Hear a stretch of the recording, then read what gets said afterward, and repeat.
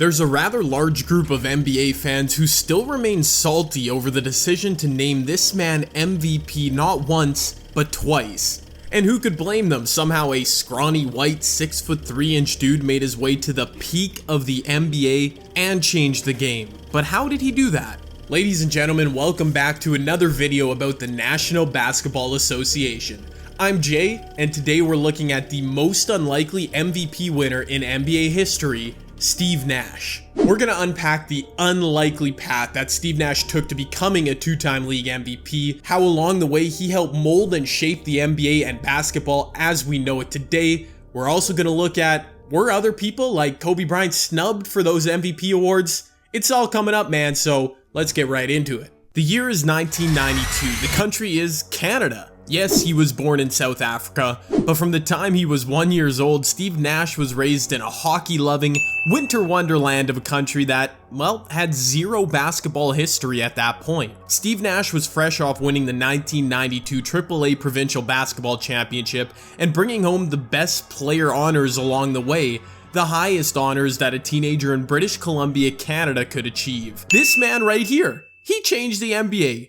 Unbelievable. It's at this point I'd like to highlight the first of a long list of seemingly impossible obstacles that Steve Nash had to overcome. Trust me, growing up in Canada, it's a fantastic life. But for a kid with a basketball dream, it's not ideal. The reality is only 36 Canadians have ever made the NBA. 36! You have to understand, in high school, Steve Nash wasn't dominating the AAU circuit in America, turning lots of heads. He was playing against a bunch of, well, J Canada's, me. 21 years after Steve Nash dominated the AAA provincial tournament, a young J Canada played in that exact same tournament. Here's the proof. Spacious to Rogers, down to Croker for three. Gets it! Big bucket for Rogers. Celebrating a little on that one, and I think he's in the right. I mean, he's really carrying them, and he stood out here. Obviously, I wasn't near the caliber high school player Steve Nash was, but even the players in my high school years, the best players here in Canada, they are nowhere near professional caliber. They never were. Like, it's not even close. Yet somehow Steve Nash still became Steve Nash. One of the great Nash stories is that throughout his high school and even into his college years, he would dribble a tennis ball everywhere he went to further hone his ball handling abilities. After high school, Nash was urged to take the American route of college or university, but unfortunately there weren't any prominent programs knocking on his door. After sending 30 letters out on behalf of Steve, his high school coach received word that Santa Clara University was interested. Their head coach knew he had seen a diamond in the rough, saying, "I was nervous, just hoping that no one else would see him. It didn't take a Nobel Prize winner to figure out this guy's pretty good. It was just a case of hoping that none of the big names did come around." Steve went on to play a starring role at Santa Clara for the Broncos. He stayed all 4 years, qualifying for the NCAA tournament 3 out of 4 years and producing about 15 points, 5 assists per game. Again, I'm gonna highlight just how improbable Steve Nash's run was. Only 36 Canadians have ever made the NBA. 36! And in addition, only 13 players have ever made it from Santa Clara University to the NBA. 13. With the 15th pick in the 1996 NBA draft, the Phoenix Suns select Steve Nash from the University of Santa Clara. As we know, Steve became one of those 13 when he was drafted by the Phoenix Suns in the legendary 1996 draft, 2 spots after Kobe Bean Bryant. This was a super curious spot for Nash to be drafted, considering the Phoenix Suns already had Kevin Johnson and Sam Cassell at point guard, and later that year, traded for Jason Kidd. Upon being drafted, knowledgeable Suns fans booed the curious decision to add another point guard, and honestly, I don't really blame them. At the time, Steve Nash showed the wisdom and thoughtfulness, responding to the boos with this quote, "I don't look like I'm going to be a tremendous basketball player on appearance. I probably would have booed myself too, but I'm going to be a really good player and I'm going to help the team win. I have a lot of faith in myself and hopefully they'll enjoy watching me play. They want to win and I wouldn't want fans who just sat back and didn't care. So I'm excited to be in a passionate city." Oh, Steve, they would enjoy you. Eventually. Not quite yet, but eventually. It really wasn't too surprising that Steve Nash spent just 2 seasons after being drafted by Phoenix with the Suns. He started only 11 games in total and he was looking like a bust, which eventually led him to be traded. Now, the story of Steve Nash being traded to Dallas is also an unlikely stroke of luck. Nash had developed a friendship with Suns assistant coach Donnie Nelson,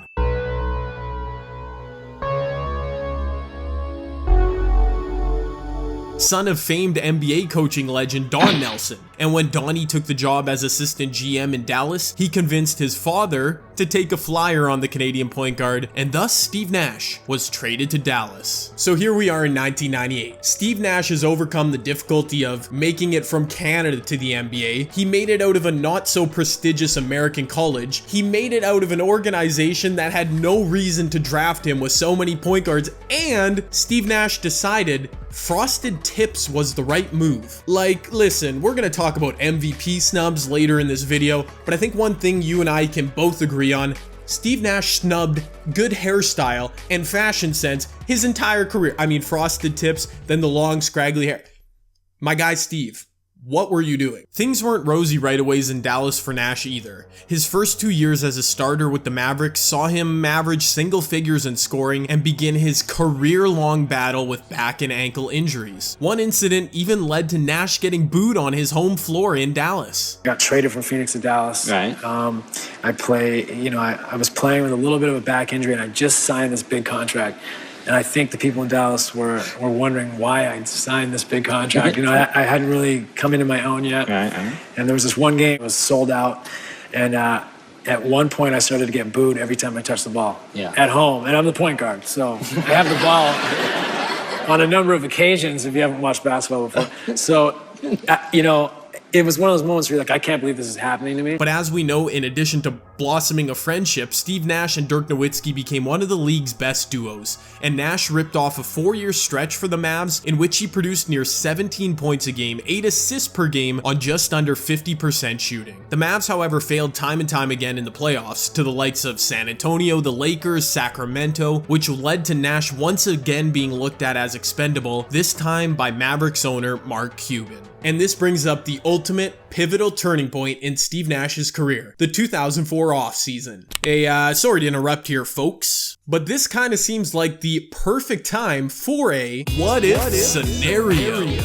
Steve Nash was not re-signed by Mark Cuban and the Dallas Mavericks in the summer of 2004, and we know the rest of the story. Nash signs in Phoenix, takes his game to the next level, jumps the Phoenix Suns from an also-ran to a legit contender, and the rest, they say, is history. But we also know that Steve and the Suns never did reach the pinnacle of success in the NBA. So what if Mark Cuban had bucked up to keep the star point guard in Dallas? As the story goes, Cuban didn't want to match the Suns' offer of 6 years, $63 million to sign Nash because he was already 30 years old. But seeing as how he offered Nash 4 years, $36 million, you know that money wasn't really an issue. Without Nash on their roster, the Mavericks still went on to the NBA Finals in 2006, led by Nowitzki, but as we know, they lost in 6 games to Dwayne Wade and the Miami Heat. The Mavericks started a second-year Devin Harris at point guard throughout the series.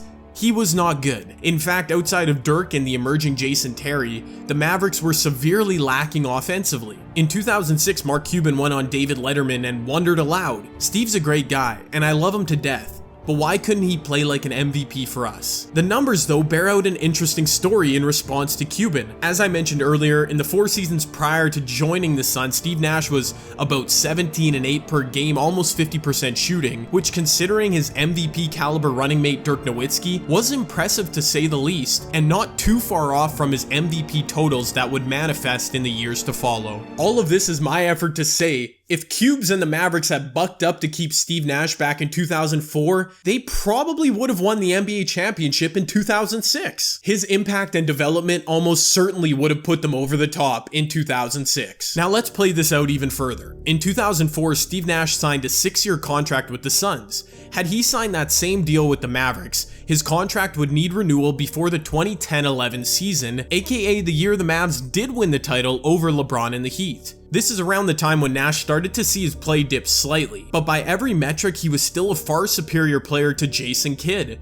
who was a year older than Nash, but still managed to start for Dallas in the NBA Finals and ride Dirk's coattails to an NBA championship ring. Obviously, roster composition would have been different with Nash's contract on the books, but throughout the mid-2000s, Jason Kidd was actually making more than Nash essentially every season of their respective careers. Now, I'm not here to tell you Steve Nash and the Mavericks would have definitely 2021 championships in 06 and 2011. But Steve Nash and Dirk Nowitzki both rose to their peak in the mid-2000s. Imagine that together. The Mavericks were already a title contender, but a prime Steve Nash there as well? And also, how different would Steve Nash's legacy be if he traded his 2 MVP rings for 2 championship rings? Anyways, that's been another edition of a What If Scenario, which saw Steve Nash sign a free agent deal to return to the Phoenix Suns, the team that drafted him. The short form of why Steve Nash was let go by Dallas was simply that Mark Cuban didn't want to commit past 4 years to the all-star point guard who was already 30 years old. And eventually the move did pay off for Cubes and the Mavericks, but you have to wonder how much success was left on the table when Steve Nash left for Phoenix. Now, before we get into the heated MVP discussion, let's take a look at Steve Nash's unbelievable, unprecedented run in the mid-2000s with Phoenix. From the time he joined the Suns, Steve Nash ripped off a 6-year stretch which saw him produce 17 points, 11 assists per game on a healthy 51, 44, 91% spread, launching him into superstardom and launching the Suns into a powerhouse yearly contender. We all know that the Phoenix Suns dynasty is one of the greatest what-ifs in NBA history.